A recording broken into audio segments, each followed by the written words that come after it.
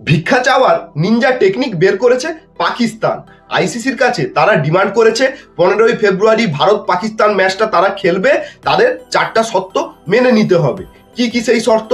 প্রথম শর্ত, ভারতের সঙ্গে বাইল্যাটারাল সিরিজ চালু করতে হবে। 2 নম্বর শর্ত, ভারত পাকিস্তান আর বাংলাদেশকে নিয়ে একটা ট্রাই সিরিজ অর্গানাইজ করতে হবে।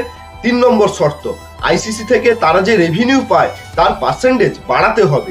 আর 4 নম্বর শর্ত হলো, বাংলাদেশ যে টি-20 বিশ্বকাপ বয়কট করেছে তার জন্য তাদের উপর কোনো স্যাংশন অথবা ফাইন লাগানো যাবে না। অর্থাৎ দেখতে গেলে চিটিংবাজ পাকিস্তান ভিক্ষা চাওয়ার একটা নতুন রাস্তা বের করেছে।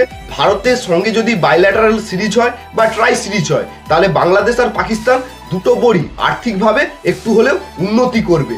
এই জন্য চিটিংবাজ পাকিস্তান ভিখারি বাংলাদেশকে পাশে নিয়ে আইসিসিকে ব্ল্যাকমেল করার চেষ্টা করছে। আমার তো মনে হয় না আইসিসি এই দাবিগুলো মেনে নেবে।